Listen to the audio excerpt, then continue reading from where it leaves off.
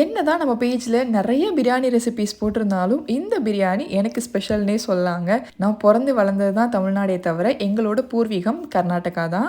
இன்னைக்கு பெங்களூரு ஸ்பெஷல் தொன்னை பிரியாணி எப்படி செய்யறதுன்னு பார்த்துடலாமா? நிறைய பேர் இதோட டெக்ஸ்சரை பார்த்துட்டு புளிசாதம்னு சொல்கிறீங்க. செஞ்சு சாப்பிட்டு பார்த்துட்டு புளிசாதம் மாதிரி இருக்கான்னு அதுக்கப்புறம் டிசைட் பண்ணுங்கள். க்ளீன் பண்ண 1/2 கிலோ சிக்கன் எடுத்துக்கோங்க ஒரு பவுலில். அது கூட 2 டேபிள் ஸ்பூன் திக்கான தயிர், கொஞ்சமாக உப்பு, 1/2 டீஸ்பூன் மிளகாத்தூள் சேர்த்துட்டு இதை நல்லா மிக்ஸ் பண்ணிவிட்டு தனியாக மேரினேட் பண்ணி வச்சுருங்க. அதுக்கப்புறம் பிரியாணி மசாலா ஒன்று ரெடி பண்ணணும். நான் இது என்னென்னன்றதை கிளியராக வந்துட்டு டிஸ்கிரிப்ஷன்லேயும் கொடுக்குறேன், மேலே வீடியோலையும் நான் டிஸ்பிளே பண்ணுறேன்.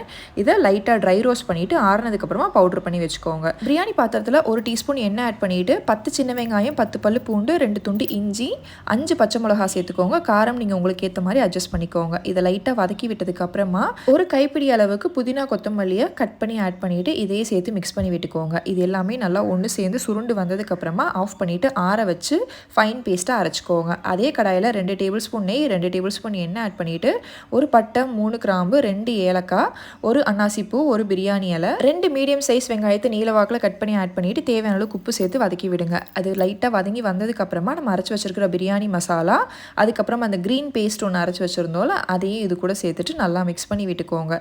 இப்போ இது எல்லாமே ஒன்று சேர்ந்து நல்லா கொதிச்சு வந்ததுக்கப்புறமா நம்ம மேரினேட் பண்ணி வச்சுருந்த சிக்கனையும் இது கூட சேர்த்துக்கோங்க. பிரியாணி மசாலா நான் சொன்ன மாதிரி நீங்கள் அரைச்சி மட்டும்தான் சேர்க்கணும்னு அவசியமே இல்லை.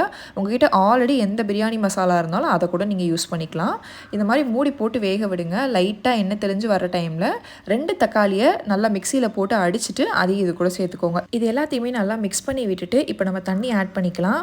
எப்பயுமே சீரக சம்பா அரிசிக்கு 1க்கு 1.5 தண்ணி கரெக்டாக இருக்கும். சிக்கனில் இருந்து கொஞ்சம் தண்ணி விடும். நம்ம மசாலா அரைக்கும் போது கொஞ்சம் தண்ணி சேர்த்து அரைச்சிருக்கோன்றனா தண்ணி பேலன்ஸ் பண்ணி 2.5 கப் தண்ணி சேர்த்து நல்லா கொதிக்க விட்டுருக்கேன். தண்ணி நல்லா கொதிச்சு வந்ததுக்கப்புறமா 1.5 கப் அளவுக்கு சீரக சம்பா அரிசியை 20 நிமிஷம் ஊற வச்சு இது கூட சேர்த்துக்கோங்க. நம்ம ஆட் பண்ண தண்ணியெலாம் வற்றி அரிசி இந்த மாதிரி மேலே தெரியும் போது அடியில் இருக்க சாதத்தை பொறுமையாக மேலே குளறி கொண்டு வந்துட்டு மூடி போட்டுட்டு கீழே ஒரு தோசைக்கல்லை ஹீட் பண்ணிக்கோங்க. அது நல்லா ஹீட் ஆனதுக்கப்புறமா பிரியாணி பாத்திரம் மேலே வச்சுட்டு மேலே ஒரு வெயிட்டும் வச்சு 10 நிமிஷத்துக்கு லோ ஃப்ளேமில் தம் வச்சிங்கன்னா ரொம்பவே டேஸ்டியான சிக்கன் தொன்னை பிரியாணி ரெடி ஆகிடுச்சு. கண்டிப்பாக ட்ரை பண்ணி பாருங்கள்.